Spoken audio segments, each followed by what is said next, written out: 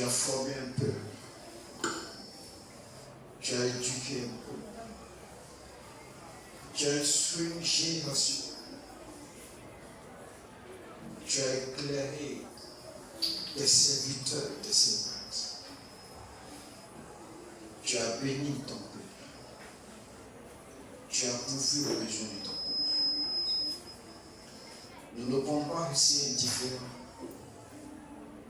face à ta bonté, face à ta générosité, face à ta divinité, face à ton règne.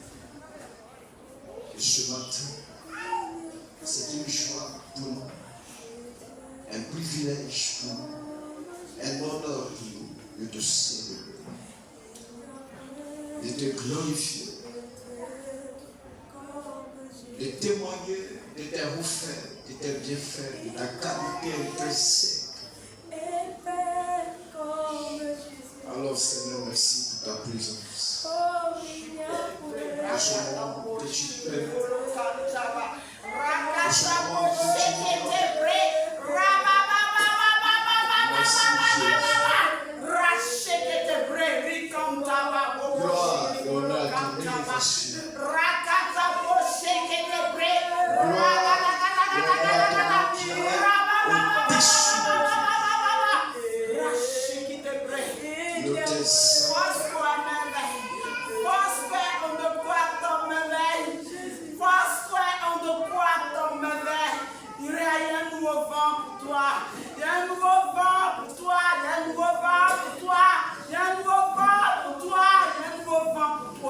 Lève-toi, lève-toi, lève-toi, lève-toi, lève-toi, lève-toi, lève-toi et tu verras ma gloire. Lève-toi et tu verras ma gloire. Parce qu'on ne croit, il y a un nouveau vent pour toi, il y a un nouveau vent pour toi. Lève-toi et tu verras ma gloire. Lève-toi et tu verras ma main à l'œuvre dans ta vie. Lève-toi et tu verras ma main à l'œuvre dans ta vie. Lève-toi et tu verras ma main à l'œuvre dans ta vie. Toi qui es au dehors, rentre. Toi qui es un pied dehors, rentre. Rentre et tu verras ma gloire. Rentre et tu verras ma gloire. Rentre et tu verras ma gloire. Je suis le Dieu qui transforme. Je suis le Dieu qui façonne. Je suis le Dieu qui amène dans la poussière et de faire asseoir sur la table de grâce. Lève-toi et tu verras ma gloire. Lève-toi et tu verras ma main à l'œuvre dans ta vie. Lève-toi. Lève-toi. Il a l'heure de t'élever. Il a l'heure de t'élever. Il a l'heure de t'élever. Lève-toi. Lève-toi quand le temps est mauvais. Lève-toi. Lève-toi quand le temps est mauvais. Lève-toi. Lève-toi. Lève-toi. Longtemps tu as prié. Longtemps tu m'as donné d'eau. Longtemps tu m'as donné d'eau. Longtemps tu m'as donné d'eau. Lève-toi. Lève-toi et tu verras ma gloire. Lève-toi et tu verras ma gloire. Parce qu'on le voit, lève-toi. C'est une mauvaise histoire. Car je suis Dieu. Je suis Dieu. Quand je dis, je fais. Quand je dis, je fais. Quand je dis, je fais. Quand je dis, je fais. Je suis Dieu. Quand je dis, je fais. Je connais ta situation. Je te connais. Je te connais plus que toi-même. Je te connais plus que toi-même. Je te connais plus que toi-même. C'est moi qui suis né à tes besoins.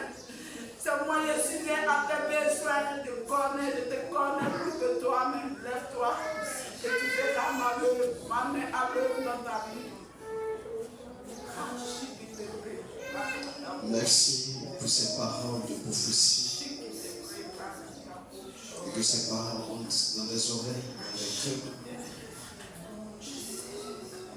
Pour le changement et la transformation qualitative de chaque personne ici présente. Merci Jésus. Nous n'avons pas d'autre Dieu que toi seul. Nous n'avons pas d'autre Dieu à adorer, à élever, si ce n'est que toi seul. Nous n'avons pas d'autre Dieu à écouter, à suivre, si ce n'est que toi seul. Alors ce matin, reçois la louange et l'adoration Reçois les honneurs. Merci Jésus-Christ de Nazareth. Malgré ces circonstances de la coupure, de l'interruption, de l'électricité, Seigneur, nous t'apportons ce que nous avons de plus cher dans notre cœur, qui est l'amour de Dieu dans notre cœur. Sois béni, Seigneur Jésus-Christ. Sois glorifié. Et c'est en ton nom que nous sommes ici. Au nom de Jésus-Christ de Nazareth. Amen. Acclamons le Seigneur ce matin. Acclamons le Seigneur. Que Dieu nous bénisse. Jusqu'à là, asseyez-vous, on peut s'asseoir. On peut s'asseoir. Aujourd'hui, j'ai oublié de prendre note. Voilà, prenez note. Ce n'est pas tous les gens que j'ai vu qui se lèvent. Quand vous êtes disposé, vous écoutez attentivement. Mais cela ne doit pas exclure le fait d'avoir des prises de notes. Donc aujourd'hui, prenez vos calepins, votre agenda, tout ce que vous pouvez voir pour avoir des prises de notes, c'est important. Alléluia. Encore une fois, on arrive à tout. Bonne arrivée, soyez bénis.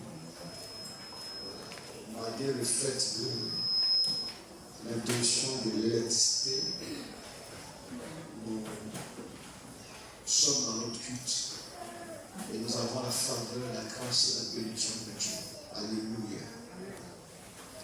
Quand tu vas prendre note, tu vas lire avec nous les passages qui seront donnés. On va travailler avec des passages bibliques. On va travailler avec la parole de Dieu. Dimanche passé, qui se rappelle ce qu'on avait vu? Ceux qui étaient là. On avait parlé de quel thème dimanche passé?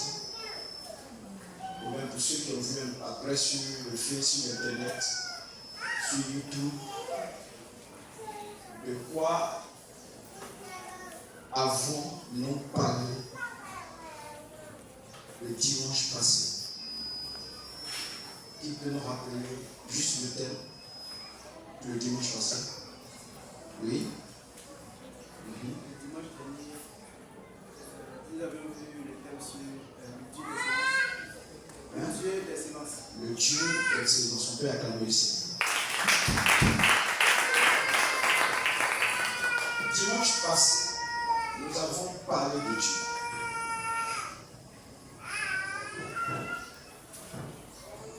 Nous avons parlé de Dieu. Nous avons vu ce que Dieu est. Sa valeur, ses qualités intrinsèques, c'est-à-dire sa nature. La valeur qui le détermine, qui le particularise.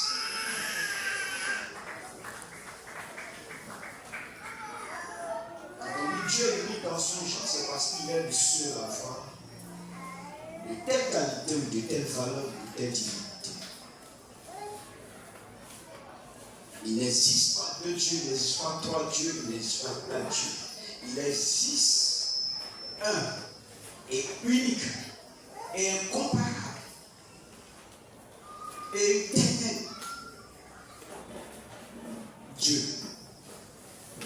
Il n'existait jamais deux, il n'existait jamais trois, il n'existait jamais quatre. Alors, si autre chose est appelé Dieu, ce sont des faux dieux. L'homme, dans sa tromperie, dans sa perdition, peut aller jusqu'à adorer la créature, la création. Ça, c'est la folie, la perdition de l'homme.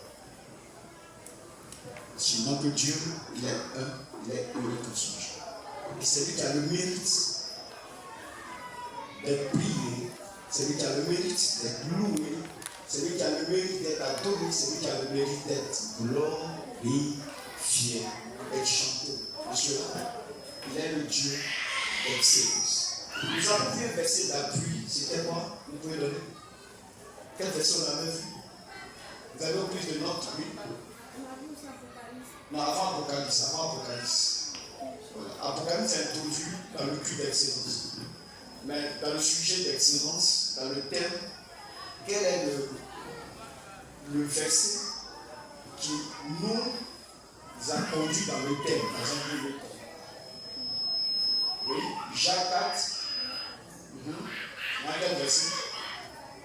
Vous donnez juste le chapitre. Voyez vos notes. Force qu'on en voir. Prenez l'habitude de noter. On a vu Jacques 4, c'est ça? Non, est-ce que c'est Jacques 4? Jacques 5, je crois.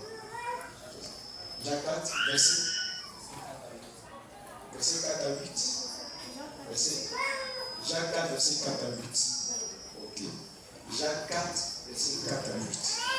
Ça, c'est le verset que nous avons vu, qui nous a introduit dans ce grand thème qu'est le Dieu d'excellence.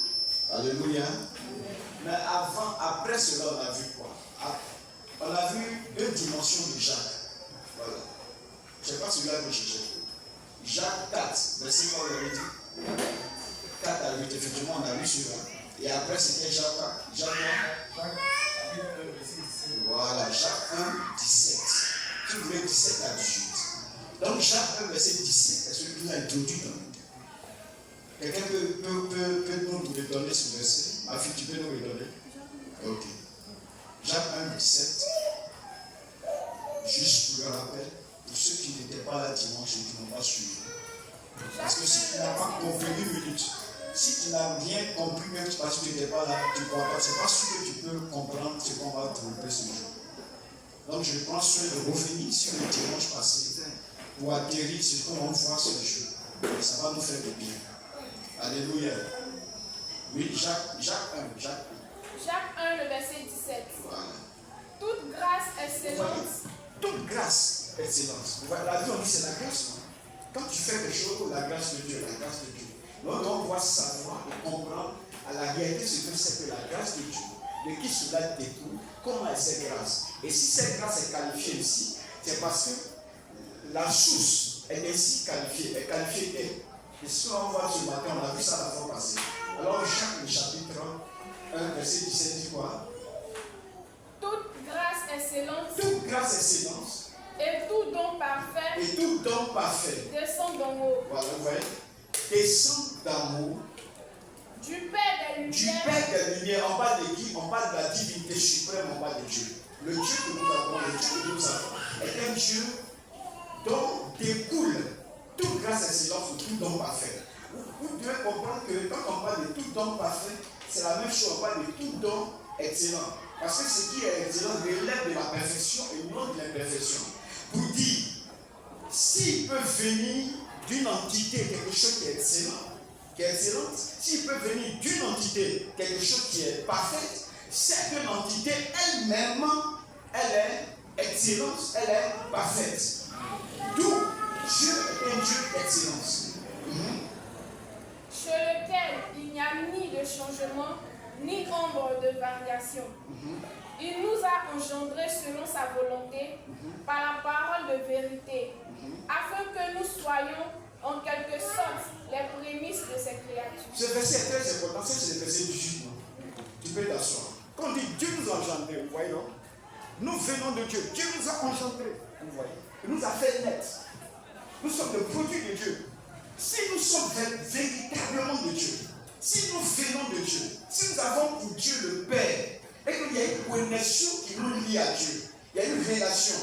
Père, notre Père, Père de lumière, et enfant de Dieu, fils de Dieu que nous sommes, alors il faut sentir que la perfection ou l'excellence doit être en nous.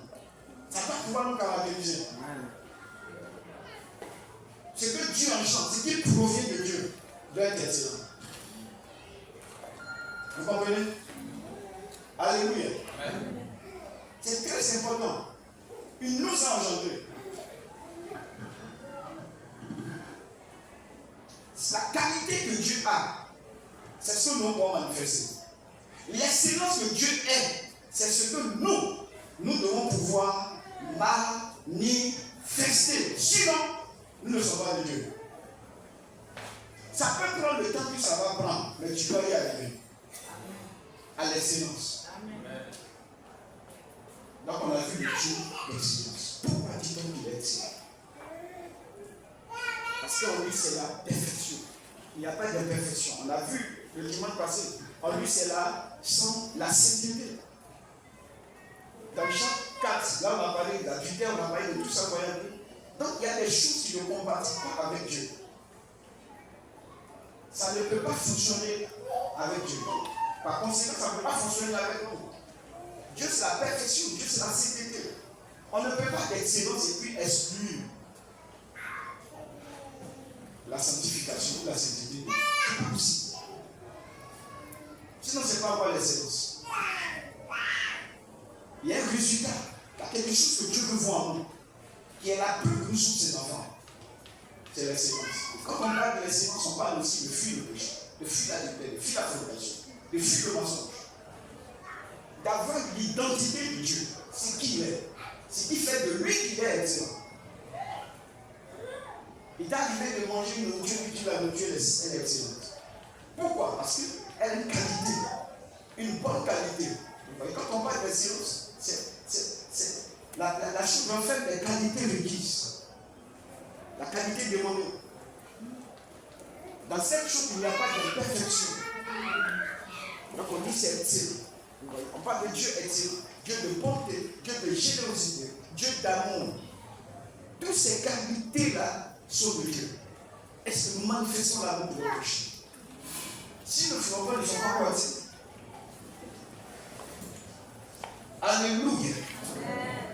Est-ce que tu développes les sentiments de Dieu en toi? Pourquoi on dit de toi que tu es excellent quand ton Dieu est excellent? S'il y a la haine que tu nourris de l'autre, s'il y a la méchanceté que tu nourris de l'autre, tu n'es pas excellent. C'est un peu ce que nous avons vu le dimanche passé. Et cela nous a introduit dans ce qu'on appelle un culte d'excellence dans l'Apocalypse. On a parlé des 4 êtres mystérieux. Vous voyez? Les 4 êtres mystérieux. On a parlé des 24 vieillards. On a parlé de la divinité de Dieu. Dans Apocalypse, le chapitre 4. On peut prendre Apocalypse 4.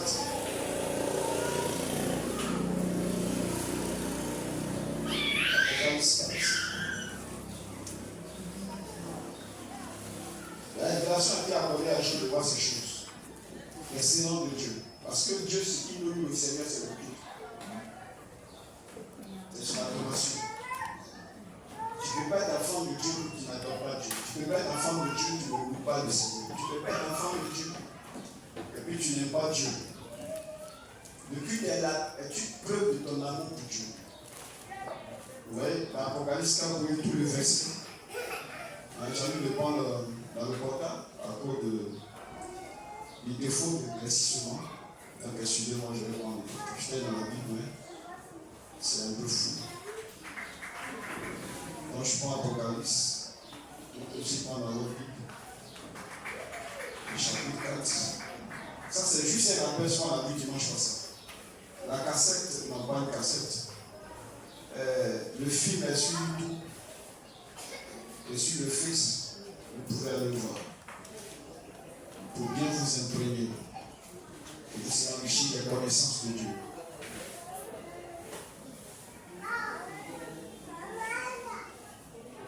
Apocalypse 4, oui, le verset 2. Aussi que je vis, il y avait un esprit. Et il y avait un trône dans le ciel. Vous voyez, il y avait le trône. Et sur ce trône, quelqu'un était assis. On parle de la divinité de Dieu. Regardez déjà la posture de ce Dieu-là. Vous voyez un peu sa manière, sa description. Vous voyez, dessus son trône. Celui qui est assis avec l'aspect, bon, je vous épargne de ça. Le verset 4. autour du trône, je vis 24 trônes. Vous voyez, il y avait le trône divin, le trône de Dieu. Et devant ce trône, mais pas devant, j'ai dit autour, c'est ce que la Bible dit, autour du trône. Donc le trône était entouré. Je vis 24 trônes, et sur ces trônes, 4 vieillards assis. Les vieillards étaient comment? Ils étaient comment? Ils étaient en même costume et en même position, ils étaient assis. Vous voyez? Et sur ce trône, 24 vieillards assis, revêtus de vêtements blancs. Les vêtements blancs qui symbolisent l'état pur de Dieu, la pureté de Dieu. Vous voyez? Quand tu fais ce que tu as en vêtements blancs, cela symbolise ton état spirituel. Fais attention, si le vêtement n'est pas blanc, s'il est taché, s'il est noir, fais attention. Vous comprenez ce que je suis en train de dire ce matin? Faites attention.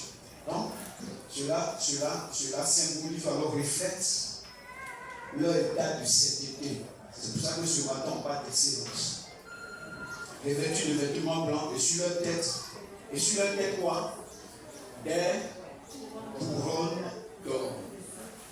C'était pas n'importe quelle couronne, mais des couronnes d'or. Il dit que la chose avait du prix. Il dit que la chose avait la marque d'excellence.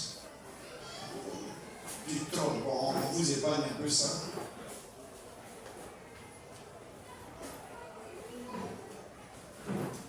Maintenant, on parle à partir du verset 9, on dit quand les êtres vivants rendent gloire et honneur, vous voyez, on nous parle les êtres vivants, c'est les 4 mystérieux, les 4 êtres vivants mystérieux, vous voyez. Quand ils rendent gloire et honneur et action de grâce à celui qui est assis sur le trône, à celui qui vit au ciel des cieux. Qui est ton Dieu? Il vit au ciel des cieux. Vous voyez? Il est assis sur le trône et il vit au ciel des cieux. Déjà, tu dois comprendre que quand on parle d'excellence, on parle de longévité. On parle d'une parfaite santé en toi. Vous voyez? On parle d'une éternité dans laquelle tu dois forcément entrer avec Dieu. Verset 10, les 24 vieillards se prosternent. Quand au rythme de la gloire des chants que les 4 vieillards donnaient, les 4 êtres vivants donnaient, les 24 vieillards, immédiatement, vous voyez un peu, les 24 vieillards se prosternent devant celui qui est assis sur le trône. Laissez-moi vous dire que personne ne l'a dit de ce prosterne. Mais il le savait qu'il devait se prosterner. Pourquoi? À cause de la haute divinité, la divinité suprême qui était devant lui. Quand tu connais Dieu, tu as la connaissance de ce que tu dois faire pour lui. Tu as vêtu par le Saint-Esprit que voici comment ça doit se passer. Il se prosterne. Et ce matin, c'est ce qu'on va développer. Le mystère de la prosternation. Le mystère, ça dit que la prosternation, qu'est-ce qu'elle va faire? Quel est le cours qu'il y a dans cette histoire de se prosterner? Quel est l'enseignement qu'il y a quand quelqu'un se prosterne devant une divinité? Mais ici, c'est la divinité suprême. Le mystère de la prosternation. C'est le sous-thème que nous allons voir ce matin. Il faut noter. Le mystère de la prosternation. Quand vous dites mystère, c'est quelque chose qui renferme le culte, qui renferme les secrets, qui a des choses cachées, qui contient des choses cachées. Mais que par plus grâce, Dieu a le plaisir de te faire connaître. Et tu dois savoir. C'est la plus grâce de Dieu. Comme je l'ai dit, personne ne l'a dit de ce prosterner. Mais il savait en eux-mêmes que face à la divinité céleste et à la divinité de Dieu, à celui qui est assis sur le trône et qui vit au ciel des cieux, qu'il leur fallait absolument se prosterner. On parle alors de l'excellence.